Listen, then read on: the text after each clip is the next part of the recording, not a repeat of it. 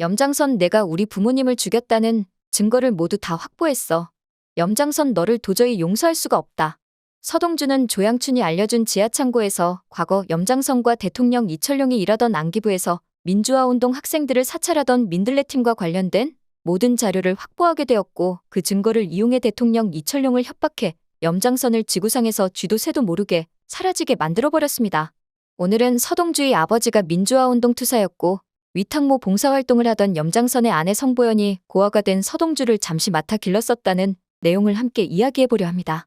언니, 지금 나더러 애들 돌보는 봉사활동을 하라고. 피마담은 염장선에게 시집가서 안정적으로 살고 있는 성보연을 붙들고 불쌍한 애들 좀 잠시 맡아주는 봉사활동을 해줄 수 없냐고 물었죠. 성보연은 과거 피마담과 함께 아이리스에서 일했지만 지금은 과거 종업원으로 일하던 과거를 세탁하고 국정원장의 아내가 되어 떵떵거리며 살고 있었죠. 성보연은 절대 안 된다고 이야기했어요. 언니가 그 아이랑 무슨 연관인진 모르겠지만 우리 집 양반이랑 나 사이에 애도 없어서 그냥 애만 보면 속상해 죽는 바깥 양반 두고 내가 어떻게 위탁모 봉사활동을 해. 그 아이는 너무 불쌍하지만 다른 데 찾아봐요. 그러자 피마담이 정색을 하면서 말했어요. 내가 언제 너한테 부탁 같은 거 한 적 있니? 이 집 애들이 너무 불쌍해서 그래. 내가 잠시 데리고 있고 싶어도 애들을 어떻게 우리 아이리스에 데려다 놓니? 그건 인간적으로 애들 교육상 황이지 황. 애들이 가 있을 만한 보육원 잠시 구할 때까지만 네가 좀 데리고 있어주라 부탁할게. 너 옛날에는 언니 말 참 잘 듣더니 이제 사모님 됐다고 언니 쌩 까는 거니?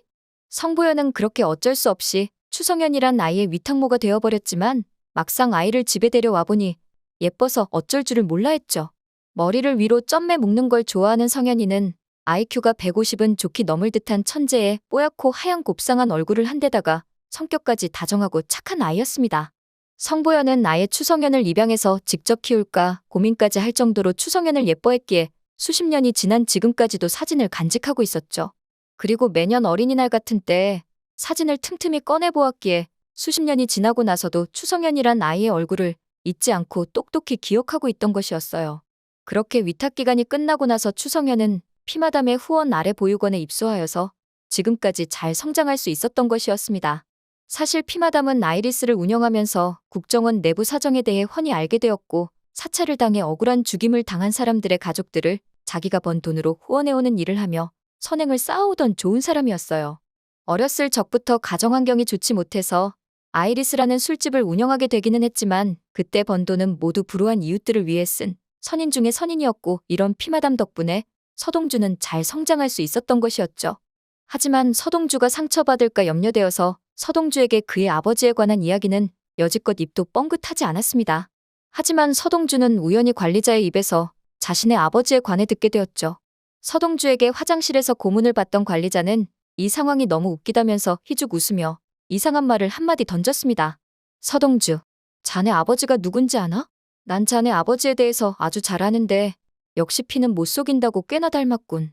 서동주는 관리자에게 그게 무슨 소리냐면서 우리 아버지에 대해 어떻게 아냐고 물었지만 관리자는 어물쩍 대답하고 넘기길 그때는 내가 너희 아버지를 고문했는데 이제는 그 아들이 나를 고문하다니 참 운명의 수레바퀴가 애꿎기만 하구만.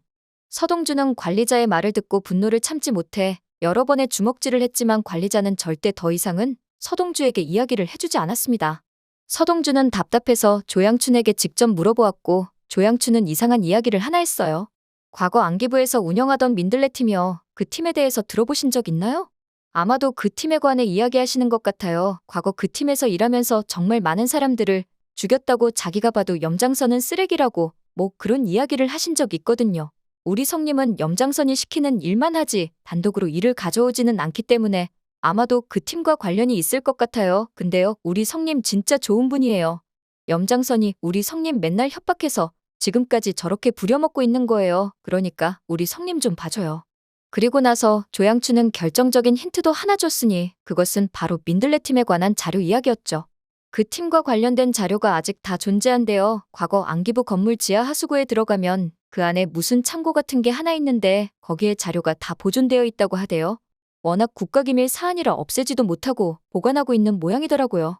서동주는 조양춘의 이야기를 듣자마자 아버지가 어떤 사람인지 찾아내기 위하여 지하동굴 지하창고로 달려갔지만 그곳에는 이미 염장선의 심부름을 받고 모든 자료를 없애려고 찾아온 관리자가 있었죠. 두 사람은 격렬하게 몸싸움을 하기 시작했어요. 서동주는 관리자의 배를 주먹으로 치면서 말했죠. 이 한 방은 너한테 억울하게 죽어나가던 불쌍한 사람들에 대한 복수고, 그리고 이번에는 얼굴을 주먹으로 치며 말하길, 이 한 방은 그 죽은 사람들 때문에 고아로 자라며 힘들게 살았던 그 가족들에 대한 복수다. 이제라도 그 불쌍한 사람들 누명을 풀어주려 하니 이만 양보하고 지금이라도 여길 떠나. 그리고 염장선 수화노릇 좀 그만하고 이제 어디 가서 인간답게 좀 살아. 그리고 서동주는 이에 관한 사실 모두를 차강천 회장에게 가서 보고했습니다. 차강천 회장은 그런 위험한 물건이 있는데도 원본을 없애지 못했다는 게 이상하다면서 고개를 갸우뚱하는 모습을 보였죠. 서동주는 민들레 팀의 물건을 확보하고 그곳에서 자신의 아버지와 관련된 모든 자료를 받아보게 되었어요. 서동주의 아버지는 여순호, 허일도, 강순과 함께 민주화 운동을 하던 사람이었고, 허일도가 동료들의 이름을 모두 부는 바람에 모진 고문을 당한 뒤 억울하게 죽고 말았죠.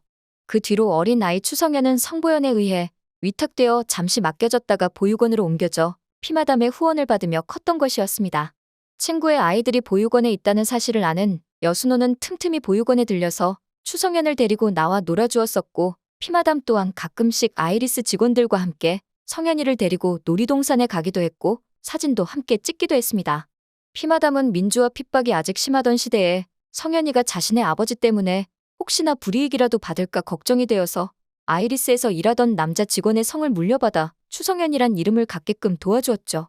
이제 서동주는 염장선의 모든 과거 행적을 알게 되었고 도저히 염장선을 용서할 수가 없었습니다. 자신뿐만 아니라 사랑하는 여자 여운남 그리고 아버지까지 죽인 살인자였으니까요. 그렇기 때문에 서동주는 지금이라도 염장선을 당장 없애버리고 싶었어요. 하지만 이렇게 염장선과 똑같은 살인자가 될 수는 없었습니다. 대신 서동주는 마음을 먹었어요. 국가를 위해 살았다고 착각하고 사는 염장선이 국가에 의해 버림받게 만들자고 말이죠. 그 하나 남은 알량한 자부심마저 산산조각 내버리는 것이 진짜 복수였으니까요. 그렇게 마음먹은 서동주는 이철용을 찾아가게 되었고 결국 대한민국 대통령을 자신의 편으로 만들었습니다. 대한민국 최고 자산가 차강천 회장과 대한민국 최고 권력 실세 대통령까지 손에 넣은 서동주가 못할 일은 세상에 없었죠. 서동주는 민들레 팀이 한 일들이 소상히 적힌 자료들을 이철용 대통령에게 내놓았어요. 대통령님, 과거 대통령님이 하셨던 일입니다. 모두 기억하고 계십니까? 대통령은 이 자료를 어디서 구했냐고 분노하면서 서동주를 노려보았고, 서동주는 염장선이 비밀리에 간직해오고 있던 민들레 팀에 관한 자료라고 이야기하며 말하길, 대통령님, 염장선은 이것보다도 더 많은 자료들을 지하창고에 보관하고 있었습니다. 만약 자신이 곤란한 상황에 처해진다면 대통령님을 언제든지 사지로 몰아넣을 수 있는 강력한 무기가 되는 자료들이죠. 이철용은 자기가 없애라고 지시했던 자료들을 염장선이 아직 보관하고 있었다는 사실에 배신감을 느낄 수밖에 없었습니다. 서동주 말대로 자신을 공격하기 위한 무기로 보관하고 있었을지도 모를 일이었죠. 이제 스위스 비밀 계좌까지 가지고 있지도 않은 염장선은 이철용에게 더 이상 쓸모가 없었기에 이철용은 그에게 모든 죄를 뒤집어 씌우기로 했어요. 그렇게 어느 날 공중파 9시 뉴스에는 과거 민들레 팀을 비밀리에 운영해왔던 염장선을 국가적인 차원에서 고소한다는 뉴스가 흘러나왔죠. 민들레 팀은 염장선의 사조직이 되어버렸고 그 아래에서 함께 일하던 관리자 또한 죄에서 자유로울 수가 없었습니다. 그렇게 염장선은 모든 국민들의 지탄을 받게 되었고 자신이 그렇게 사랑한다고 말하던 대한민국으로부터 매국노 취급을 당하는 신세가 되고 말았죠.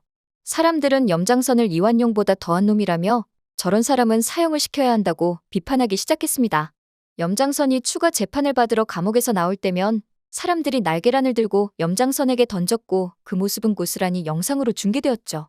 염장선은 죽고 싶을 만큼 괴로웠고 감방에서조차 감방 동료들로에게 매일매일 심한 폭행을 당하게 되었습니다. 대통령 이철용은 이제 발 뻗고 잘 수 있게 됐다면서 허우거리면서 신나하는 모습이었어요. 그리고 나라 사랑기금이 더 필요하다면서 서동주에게 돈을 좀 보내라고 했죠. 하지만 서동주는 이철용 대통령에게 말했습니다. 대통령님, 그게 무슨 말씀이십니까? 나라 사랑기금은 나라를 위해서 써야 하는 것이죠. 대통령님의 사금고가 아니지 않습니까? 이미 그 돈은 불우한 이웃들을 돕기 위해 모두 후원하기로 약속되어 있으니 더 이상 저에게 연락하지 마십시오. 염장선만큼 악랄하게 살아왔던 이철용은 그제야 서동주에게 당했다는 걸 알게 되었죠. 오늘 영상 재밌으셨다면 구독과 좋아요 부탁드려요.